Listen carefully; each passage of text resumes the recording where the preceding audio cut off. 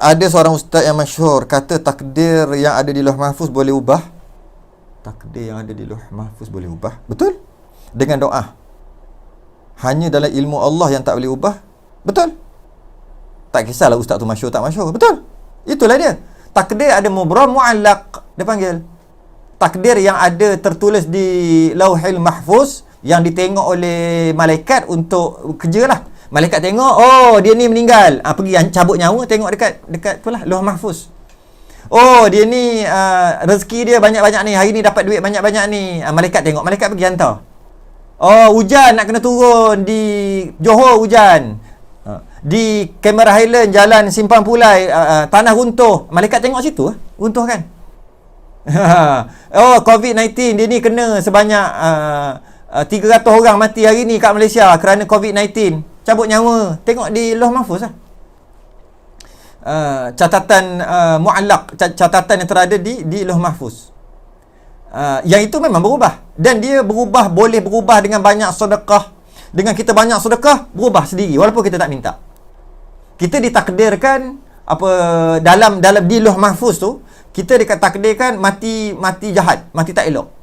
Tapi kerana kita banyak sedekah, tiba-tiba kita jadi mati elok. Berubah di situ. Kita nyawa umur kita umur 50 tertulis di Lauh Mahfuz.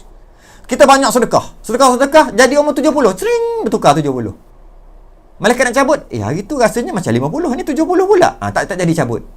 Boleh jadi. Sama ada sebab kita minta doa, atau Allah senang ubah, ataupun macam mana, maksudnya boleh diubah.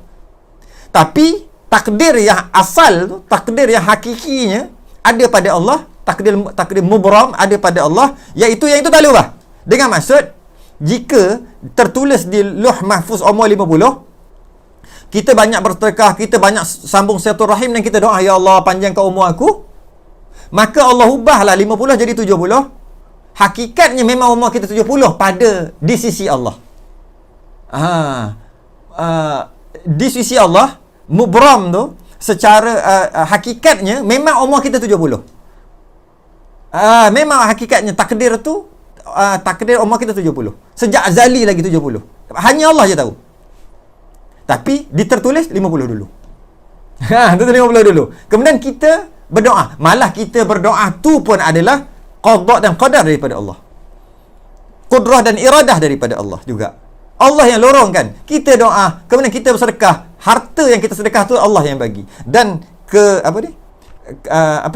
terasa hati nak bersedekah, pemurah kita pun Allah yang campakkan. Kita sambung silaturahim tu Allah yang takdirkan. Semua Allah juga. Kemudian berubahlah 50 jadi 70. Kita nampak seolah-olah kita doa yang menyebabkan berubah dekat Lauh Mahfuz. Kita seolah-olah nampak gitu. Hakikatnya sebenarnya doa kita tu pun Allah yang takdirkan. Maka sebenarnya umur kita 70. Itu. Jadi betul ke ada seorang ustaz masyhur, Allah, tak payah lelaki yang masyhur tak masyhur, ustaz lah dia orang beritahu, betul? Ya betul. Di Lauh Mahfuz boleh diubah. Yang kita kata boleh ubah dengan doa, takdir Allah boleh diubah.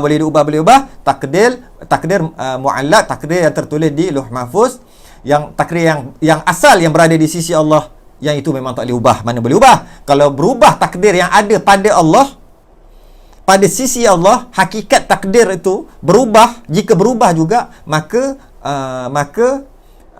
rosaklah sifat kesempurnaan ilmu Allah. Kerana Allah, ilmu Allah, pengetahuan Allah, maha berpengetahuan, maha berilmu Allah ini. Dan bila Allah tetapkan satu-satu perkara dengan ilmunya, pasti maksimum, pasti yang terbaik, tak mungkin berubah, sebab itu adalah yang asal. Kita yang berubah-ubah, kejap kita nak pergi kedai ni, kejap kita nak pergi kedai ni, kerana ilmu kita berubah, kerana ilmu kita bertambah. Sedangkan ilmu Allah sempurna, ilmu kita tak sempurna. Sebelum tu kita biasa pergi kedai ni, kita beli barang-barang, kita dapat tahu bahawasanya kedai ni lagi murah, maka ilmu kita bertambah. Kedai ni mahal, kedai ni murah. Dengan ilmu kita bertambah, kita bertukar daripada pergi kedai ni pergi kedai ni, sebab ilmu kita telah bertambah. Sebab sebelum tu tak ada ilmu, sekarang dah ada ilmu, iaitu ini mahal, ini murah. Kenapa aku nak pergi yang mahal? Aku pergi yang murah. Bertambah ilmu, kita pun bertukar pilihan.